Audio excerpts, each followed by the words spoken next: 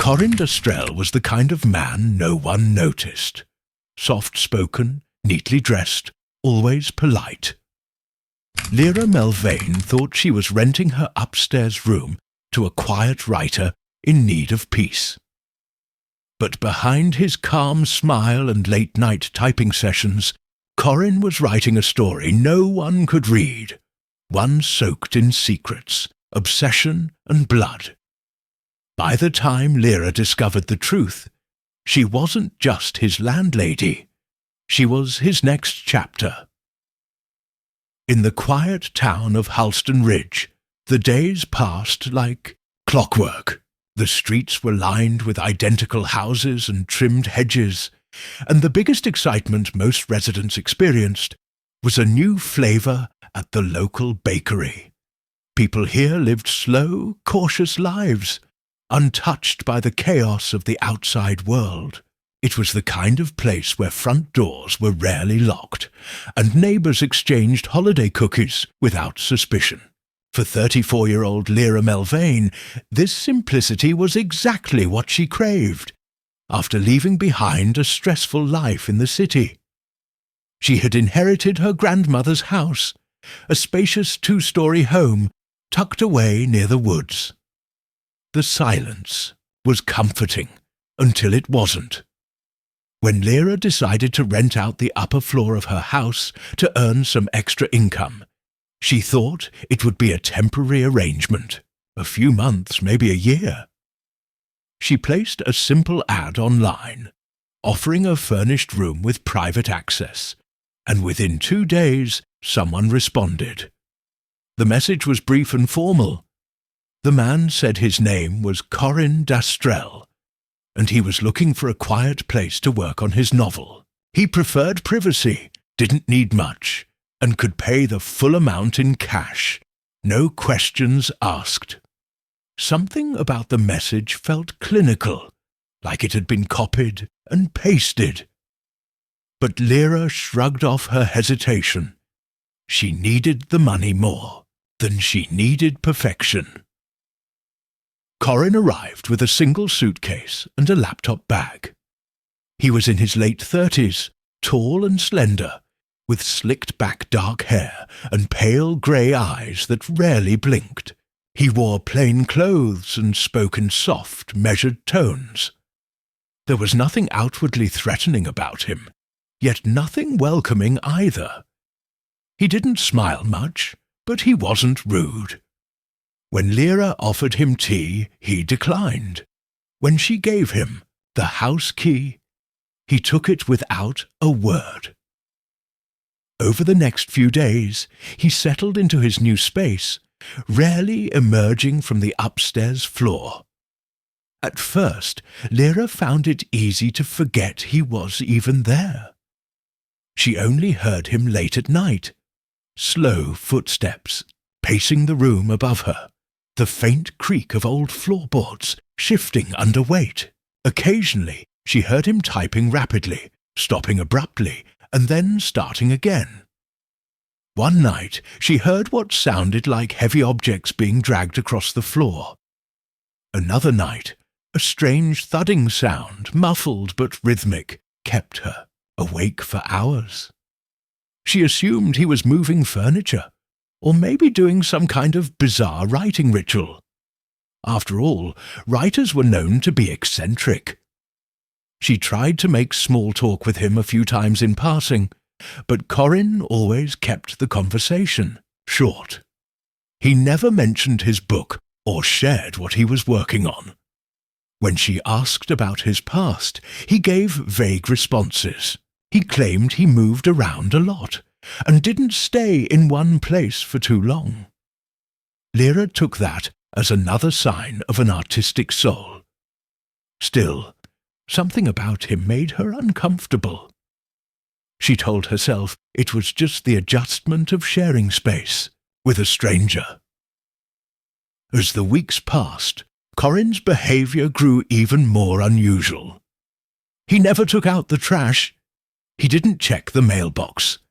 His windows stayed shut even on the warmest spring afternoons. And the worst part, His room was always locked, even when he was inside. The door had an extra bolt on the inside, one he had installed himself. She noticed odd smells drifting down from the second floor, a mix of bleach, damp wood, and something faintly metallic. Lira tried to dismiss it, blaming her imagination or perhaps old pipes in the walls. But her instincts were beginning to stir. There was something beneath the surface, something that didn't quite add up. Lira began to wonder if Corin was really who he said he was. There was no social media presence, no emergency contact, no evidence of a manuscript or any actual writing. Just a quiet man living in the room above her, hiding behind locked doors and silent nights. And the worst part was, she had let him in. Just as spring began to bloom across Halston Ridge, the news of 2 missing women broke through the towns. Tranquility like a thunderclap. Aline Rourke, a 26-year-old nurse from the neighbouring town of Elmsbridge, was last seen leaving her hospital shift just before midnight. 2 days later, Tessa Glenn, a college student studying fine arts in Landmere, vanished on her way back from a friend's apartment. Neither woman had known each other, and both disappeared without leaving behind any signs of struggle, communication, or personal items. Their phones were turned off, and their bank accounts remained untouched. Flyers were pinned to every lamppost, their faces plastered across gas station doors and grocery store walls. Yet no one had answers. Lira followed the updates passively, at first feeling distant from the stories, even though they happened close to home. The cases seemed tragic but random, until something strange happened in her own home. One evening, her cat, Fennel, didn't return from his usual outdoor adventure. It wasn't like him to stay out overnight, and Lira grew increasingly anxious. She called for him throughout the neighbourhood, walked the wooded path behind her house, and even posted in local forums. No sign of him. She tried not to overthink it. Animals wander off all the time, she told herself, especially curious ones, like Fennel. But deep down, unease began to grow. The morning after Fennel disappeared, Lira caught a whiff of something odd in the hallway. The same metallic, acrid scent she had noticed weeks earlier, only stronger now. It lingered for hours, clinging to the wooden staircase like invisible smoke. The odour led towards the narrow corridor that ended at the door to Corin's room. She paused there for a moment, hand hovering just inches from the knob, but thought better of it and stepped away. Corin hadn't left his room all day. She hadn't even heard him pacing above her like usual. There was complete silence from upstairs, and that was somehow worse than the usual midnight thuds and dragging sounds. That night, she lay in bed, eyes fixed on the ceiling, feeling the weight of something invisible pressing down on her chest. Every creak of the house, every rustle of wind outside her window made her flinch. She tried to ignore the feeling, but it followed her like a shadow, and it wasn't just the smell or the missing cat. She had noticed that Corin never used the front door unless he was going out. He entered and exited through the side door near the woods, a path that bypassed the main part of the house. She watched from behind her curtains one night as he slipped into the trees with a black duffel bag slung over his shoulder. He was gone for nearly an hour. When he returned, the bag looked lighter. His clothes were stained at the cuffs with something dark. Lira's mind wanted to make excuses. Maybe he was a hunter. Maybe he had a strange hobby.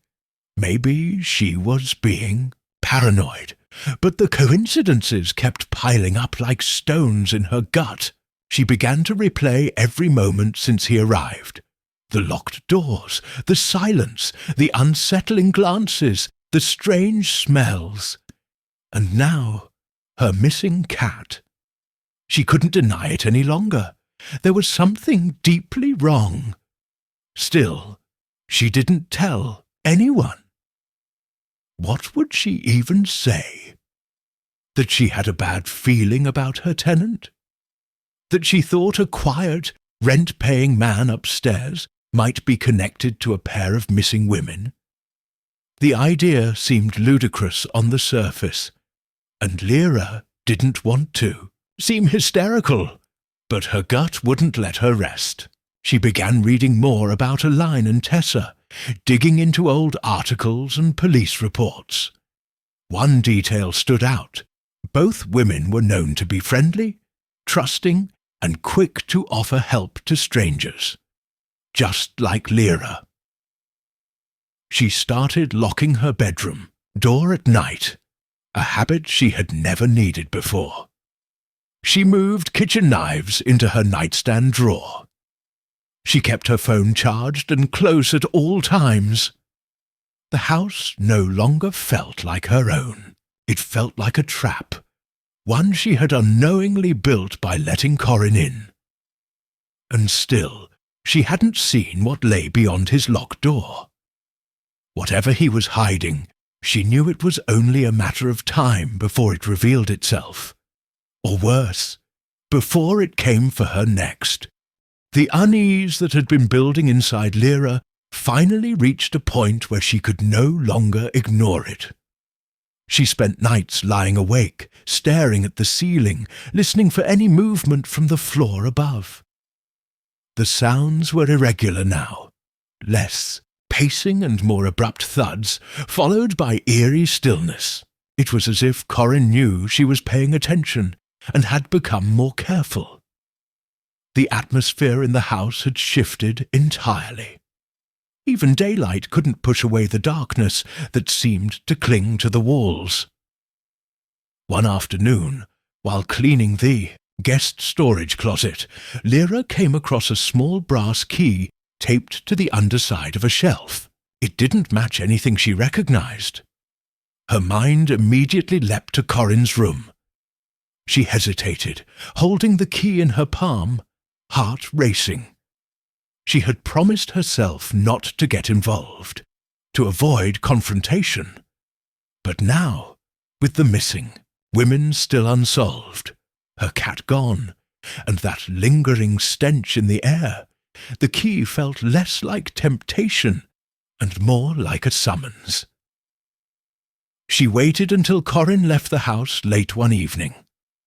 As usual, he exited through the side door, duffel bag in hand, disappearing into the woods.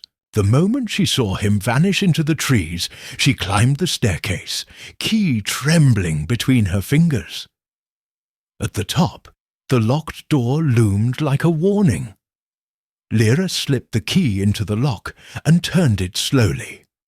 A faint click echoed down the hall, followed by a breathless silence. The room inside was colder than she expected, even with the windows shut tight. The blinds were drawn, making the space dim despite the afternoon sun. It was tidy, almost unnaturally so. The bed was made, sheets crisp and untouched. The desk held only a closed laptop and a notepad with nothing written on it. There were no books, no drafts, no sign of a manuscript. The shelves were empty except for a single ceramic mug and an old clock that had stopped ticking. But it was the closet that caught her attention. The sliding doors were slightly ajar. A faint, bitter smell leaked out from the crack between them. Lira approached, her pulse thudding in her ears. She reached out and pulled the doors open. Inside was a single black suitcase, worn at the edges and sealed with 2 latches. Kneeling, she unfastened the latches and opened the lid.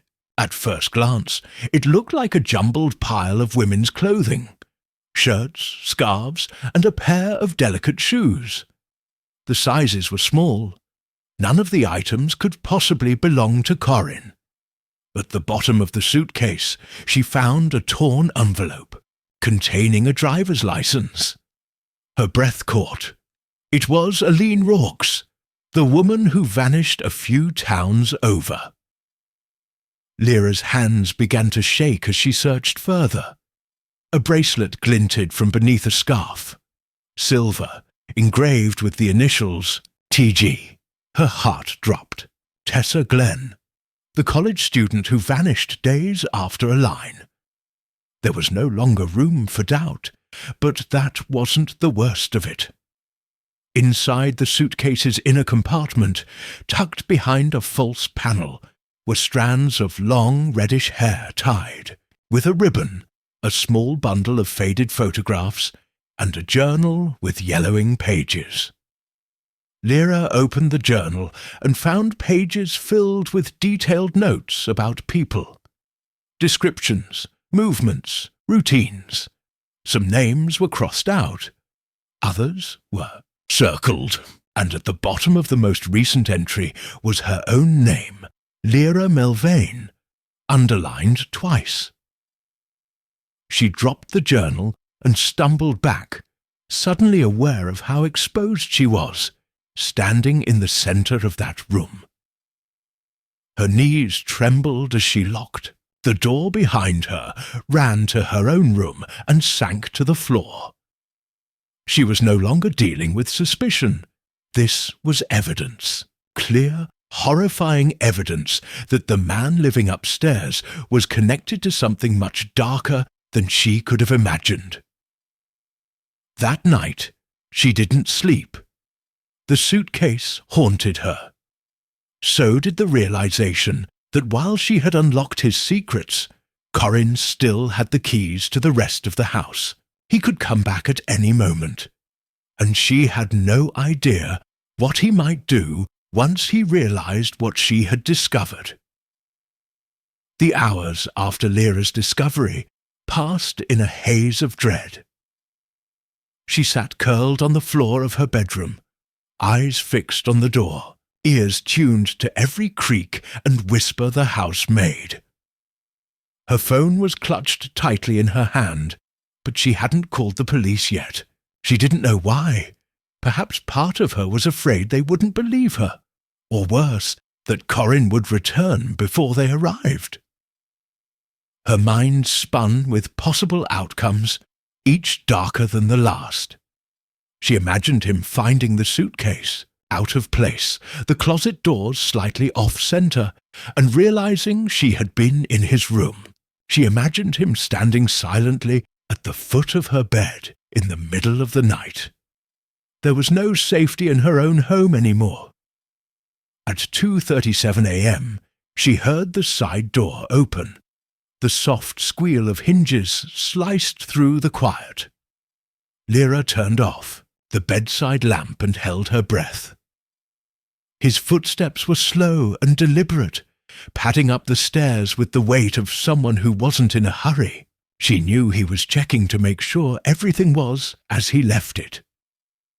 The seconds stretched into minutes. Then she heard the distinct click of his room locking from the inside. Morning couldn't come fast enough.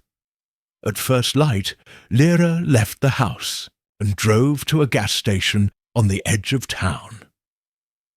She parked in the far corner of the lot and finally dialed the local police department. She kept her voice calm and factual as she explained the situation. The missing women, the items in the suitcase, the journal, the hair, and her fear that her tenant might be involved. The dispatcher took her seriously. Within an hour, 2 detectives arrived at her home. Detective Merrill Vaughan and her partner, Ellis Kern, moved methodically. They listened to Lyra's account without interrupting, asked her to show them the suitcase, and carefully documented every item she had found. They didn't touch anything yet. They needed a warrant. But the evidence Lira had uncovered was more than enough to justify one. She watched as the detectives quietly exchanged looks while flipping through the journal. When they came to her, name underlined at the bottom, their expressions darkened. They advised her not to speak to Corin, not to alert him in any way. She nodded, heart pounding, but dread crawled under her skin. Corin wasn't stupid. If he sensed anything out of place, if he noticed the investigation creeping into his space, he might disappear. Or worse, he might lash out. By nightfall, the police had secured a warrant. Lira stayed with a neighbour across the street while officers returned to the house in unmarked cars. They moved silently, coordinated like a team who had done this before. But when they approached Corin's room to serve the warrant, they discovered the door slightly ajar. The bolt he had installed was undone. The lights were off, and Corin was gone. The suitcase was still there. So was the journal. But his laptop, phone, and duffel bag were missing. His bed was stripped of linens. The back window had been pried open, leading directly to the woods behind the house. Tracks in the damp soil indicated he had slipped out not long before the police arrived. Somehow he had known. A search was launched immediately. Drones scanned the forest. Dogs followed scent trails, and neighbouring counties were notified.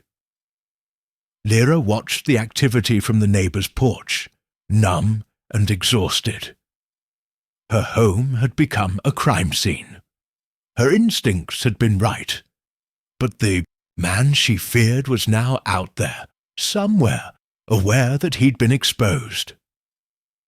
Over the next 48 hours, pieces of the puzzle began to fall into place. Inside the woods behind the house, authorities discovered a shallow grave covered in stones and leaves.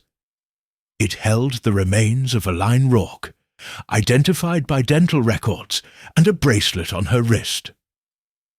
Further into the forest, buried beneath a rotting tree stump, they found a second body, Tessa Glenn. Corin Dastrel wasn't just a tenant or a writer.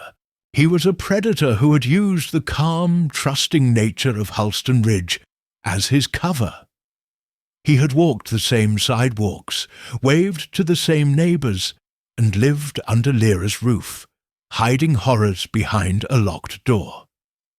Now he had vanished, slipping through the cracks like a shadow. And Lira couldn't shake the feeling that this was far from over.